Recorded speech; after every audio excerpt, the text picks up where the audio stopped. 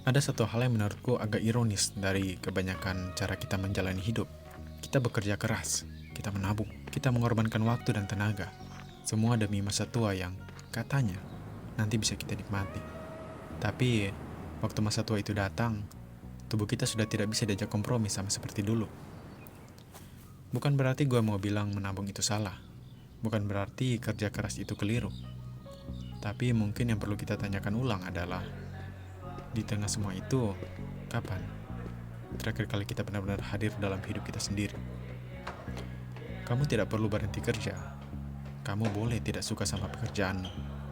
Tapi, kamu harus mencintai hidup yang ada karena pekerjaan itu. Hari ini aku pergi ke Jogashima, sebuah pulau kecil di ujung semenanjung Miura, prefektur Kanagawa. Dan aku sengaja pergi sendiri. Dari stasiun Yokohama, aku naik kereta Kyukyu Line sekitar hampir 2 jam perjalanan menuju stasiun Misakiguchi. Straighten my shirt, wearing the skirt that my mother gave to you. I come up behind you, kiss on the side of your neck of you. Turn off the lights, the stars in the sky are turning so clear. And without the words, the feelings unheard can still be just as sincere. Sesampainya di stasiun, aku melanjutkan bus sekitar 30 menit perjalanan. Tidak terlalu jauh, tapi cukup jauh dari hidup pikuk kota untuk terasa seperti dunia yang berbeda. Jogashima sendiri pulaunya kecil, luasnya sekitar 1 sekian kilometer persegi. Bukan tempat yang glamour, bukan tempat yang ramai, tapi justru itu yang bikin dia menarik. I come up behind you and kiss on the side of your neck of you. Turn off the lights, the stars in the sky are turning so clear. And without the words, the feelings unheard. 失礼します。女ヶ島公園はどこに行くんでしょう。上です。あ、そう。だからこれまっすぐずっと行って、道を渡ると駐車場があるでしょ。駐車場。あ、そうです。それを右の方伝いにずっとまっすぐ行くと、あ右の方にトンネルみたいのがあるからあ、そこを入ってあずーっと上がっていく感じ。あ、それしかそこからか。ありがとうございます。失礼します。Salah jalan guys. Pergi sendiri itu emang terasa aneh di awal. Tidak ada yang perlu kamu sesuaikan, tidak ada obrolan yang harus kamu jaga. Dan dalam kesunyian itu, tanpa kamu sadari, kamu mulai jujur sama dirimu sendiri tentang hal-hal yang selama ini kamu tunda. Kamu hindari atau kamu pura-pura tidak dengar. Bukan karena perjalanan solo itu romantis atau keren, tapi karena tanpa gangguan dari luar, akhirnya ada ruang untuk mendengar ke dalam.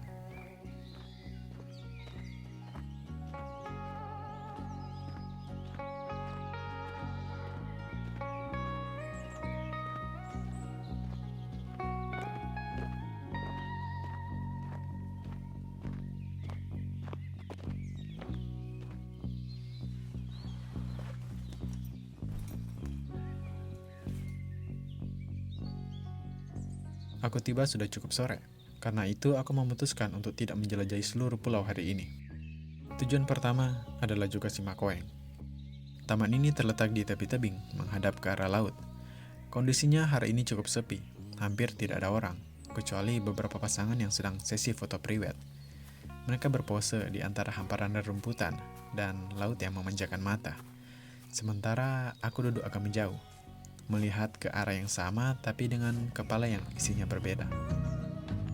Holding my hand, I spin you around and I sing you a song. Taking a breath, like taking yourself to the hospital. And I feel okay, almost the same, but I know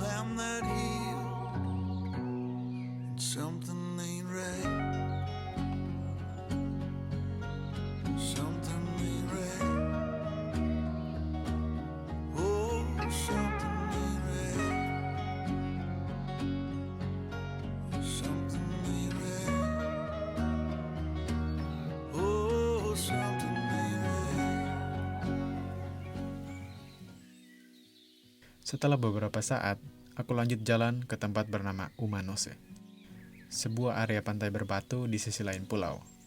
Jalurnya lumayan sedikit menanjak. Cahaya sore yang tipis masuk dari celah-celah daun. Sepi, tapi suasananya hangat. Kalau kamu pernah nonton film-film dari studio Ghibli, jalur ini rasanya seperti itu.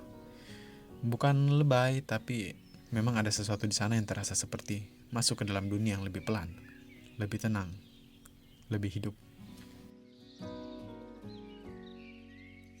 If I wrote you a song, if I got every word perfectly weighted on a thin piece of paper, would it make any difference? Would it change for the better if I wrote you a poem, if I posted a letter?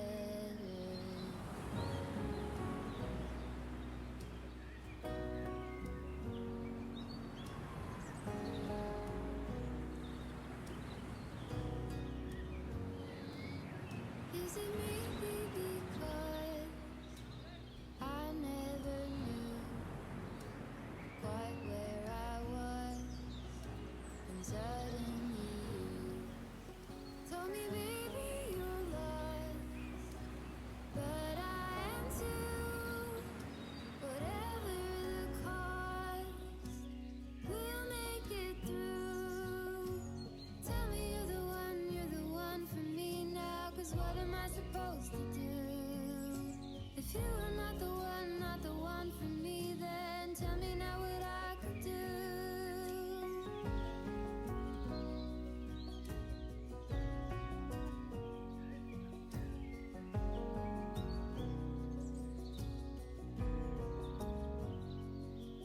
If I told you that I don't know where I'm going, don't know what to say, but I go without knowing. If I told you that I don't know what to believe in, don't know how to pray, but I pray anyway. Setelah jalur yang sedikit menurun, aku tiba di bibir pantai. Dan ternyata di sini juga ada beberapa pasangan yang sedang priwet. Di antara semua orang itu, cuman aku yang datang sendiri. If I told you that I don't know where I'm going, don't know what to say, but I go without knowing. If I told you that I don't know what to believe in, don't know how to pray, but I pray anyway. Aku sempat ketemu sama satu pasangan dan spontan menawarkan untuk motoin mereka. Mereka pun senang. Aku juga senang. Ya, ada kepuasan kecil dari hal sesederhana itu. Setelah itu aku jalan sendiri, menyusuri pantai berbatu, sambil membiarkan pikiran kemana-mana. Dan disinilah sesuatu mulai terasa jelas. Aku pernah baca sebuah kalimat. Hewan hampir tidak pernah mengalami depresi ketika mereka hidup di alam bebas. Mereka baru depresi ketika dikurung. Ketika ruang gerak mereka dibatasi, ketika ritme hidup mereka dipaksa. Lalu aku pikir, berapa banyak waktu dalam sehari yang kita habiskan dalam ruangan, di balik layar, di tempat yang tidak kita pilih dengan bebas. Aku tidak bilang kita harus kabur dari semua itu, tapi mungkin wajar kalau kadang kita merasa sesak tanpa kita tahu kenapa. Dan berjalan sendirian di sini juga menyadarkan aku satu hal lain. Aku capek. Bukan capek fisik, tapi capek dengan cara aku berpikir tentang hidup. Capek terus-menerus merasa harus bersaing, harus menjadi yang paling produktif, paling sukses, paling segalanya. Tanpa sadar, cara berpikir seperti itu bikin semua orang di sekitar terasa seperti kompetitor. Padahal tidak ada yang memintaku untuk berlomba. Hidup ini bukan pertandingan yang harus kita menangkan, dan orang lain tidak harus kalah supaya kamu bisa merasa cukup. Tidak ada papan skor, tidak ada peringkat akhir. Yang ada hanya kamu, dan sejauh mana kamu jujur sama dirimu sendiri tentang apa yang sebetulnya kamu inginkan dari hidup ini. Dan mungkin kalau aku boleh bilang, pencapaian yang paling sulit itu bukan yang kelihatan paling besar, tapi yang paling tenang. Kedatanganku di pulau ini mungkin tidak memberiku jawaban yang absolut, tapi dia mengingatkanku bahwa tidak semua pertanyaan perlu dijawab sekarang.